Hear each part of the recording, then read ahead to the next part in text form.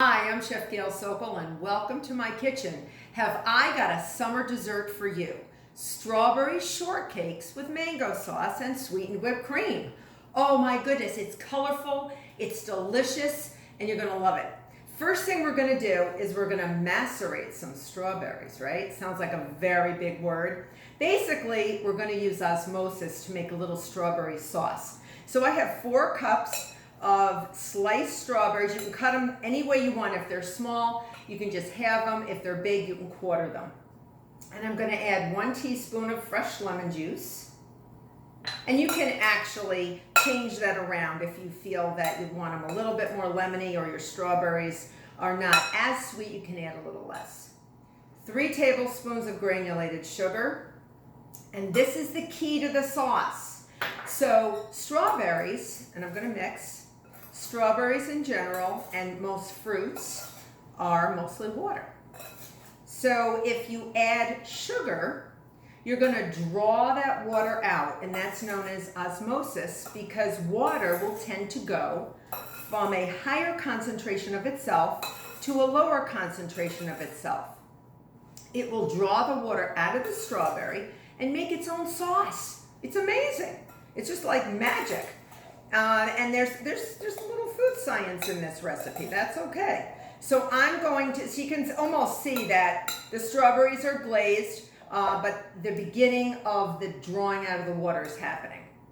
So I'm going to put these in the fridge. You want them ideally to be in the fridge for about an hour. It could be 5 minutes, 10 minutes. It doesn't have to be that long. All right. In the meantime, I have preheated my oven hot. 425 Fahrenheit, a very hot oven. We are making a shortcake, which is basically a biscuit and really like a scone. So they're all in that family of biscuits. And this mixing method is known as the biscuit method of mixing. Okay, so it usually starts with something called a pastry blender. If you don't have one, this is a pastry blender. It's just a handle. Some of them look different than others. Some are wood, some are plastic. Some actually look long and more narrow. And it varies, but they have loops of metal. And it's used to cut butter into your dry ingredients. And what happens is we're keeping our fat into little tiny pieces so that it can actually coat the gluten strands and shorten the gluten strands so that we have tenderness. Hence the name shortcake. Okay, that's where it comes from. It actually shortens the gluten strands. So I have 2 cups of all-purpose flour. If you want to make it a little different, you want to use some whole wheat flour, you could substitute some of that all-purpose, the 2 cups for that as well if you want. And then I have 1 tablespoon of baking powder. This is also a quick bread. So you do need some sort of chemical leavener, and this is half a teaspoon of salt. And I'm mixing, instead of a whisk, you don't have to put it through a sifter or anything. I just like to get all the lumps and bumps out and make sure that my chemical leaveners and my salt are evenly distributed amongst the flour. And I do that with my pastry blender. Simple, easy peasy. I have 1 stick of cubed butter and it's cold, very cold. So I'm going to put that in there. And now I'm going to use my pastry blender by cutting, and that's what the recipe for any shortcake will usually say. Cut the butter into the dry ingredients. And come on over and take a look at this because you want your butter to become pea-sized pieces. You want them to get smaller, but you don't want them to be fully blended in. That's what a shortcake or a scone or a biscuit is. This is that particular method. It always goes the same way. Dry ingredients, some form of fat, in this case butter, and then we're going to be adding a wet ingredient. So keep going, and if it gets caught on that pastry blender, just push it down. Some pastry blenders may be a little sharp on the bottom, so do be careful. And you just want pea-sized pieces. All right. And again, what is gluten? It's the proteins in wheat flour, specifically gliadin and glutenin. And when they're mixed with water-based ingredients, and we will have a water-based ingredient, milk in this case, it actually blends with those proteins, gliadin and glutenin, and forms this protein matrix known as gluten. You can see that the butter is getting tiny little pieces. So you sort of want to make like garden pea size. All right, so we're just about there. It doesn't have to be exact, but you want about pea-sized pieces. And now you want to actually take the pastry blender and get rid of it. Not for good, but you just want to get it away. Because now you don't want to use it anymore, because if you continue to blend in your milk or your liquid in with the pastry blender, you're going to end up really mixing in the butter too much. So I have 1 cup of whole milk plus 2 tablespoons. And I'm just going to gently mix. Come over and take a look. Gently mix this together until it's just blended.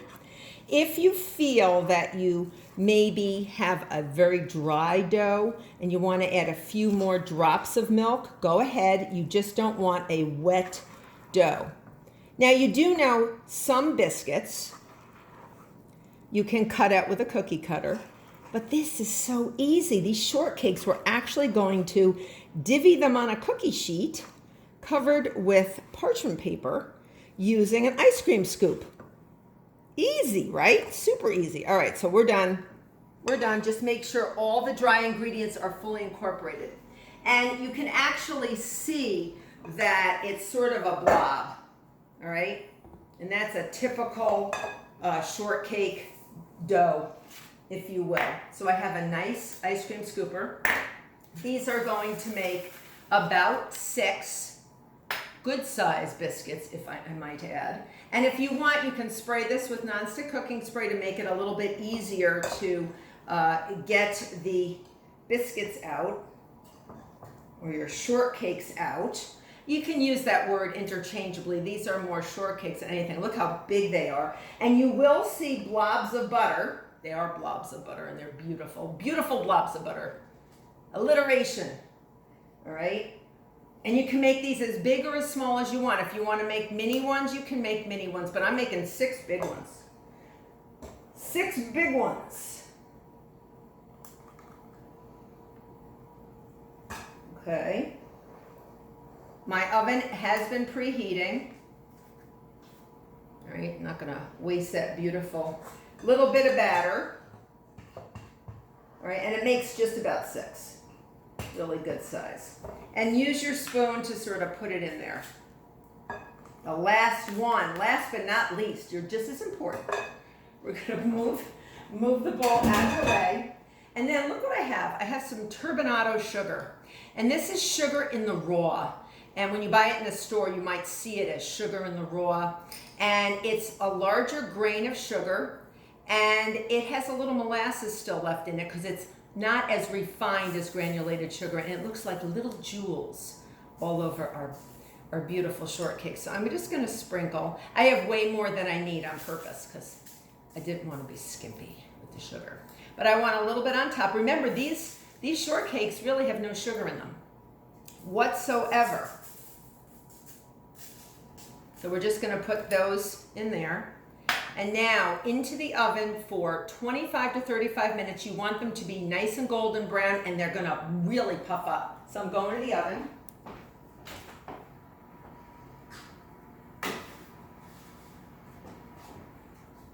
"25 minutes.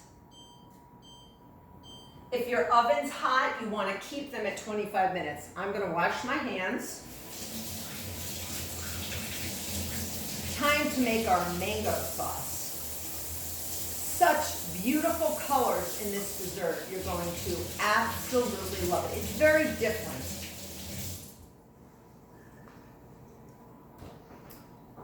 All right, I have my blender. You want a blender if you can. If you don't have a blender, you can use a food processor. I have 2 beautiful, very ripe mangoes that I have actually cubed. You can see I've cubed them. I'm going to put them in here. And depending on what size your mangoes are, if you want to use 3 smaller ones, you can, or 2 big ones. whatever you'd like to do. There's really no hard, fast rule to this recipe other than the shortcakes. A tablespoon of lime juice. The one thing I love mangoes always with lime juice. They have to be with lime. I love them with lime.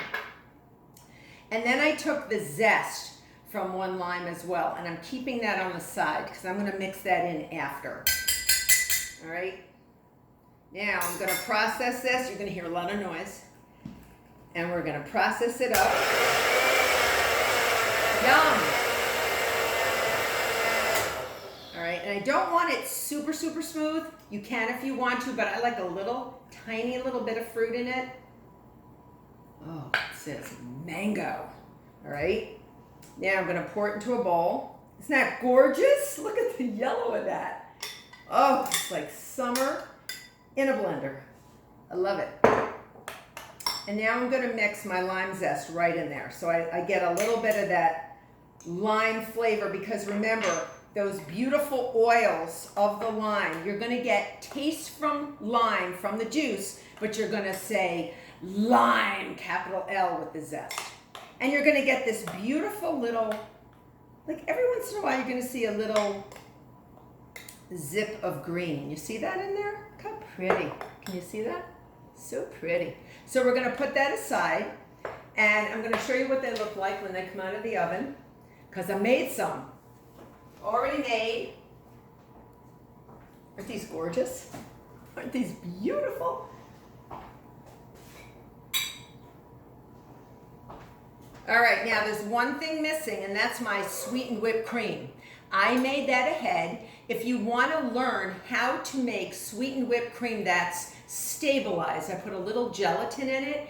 I have a YouTube video on that, so check it out.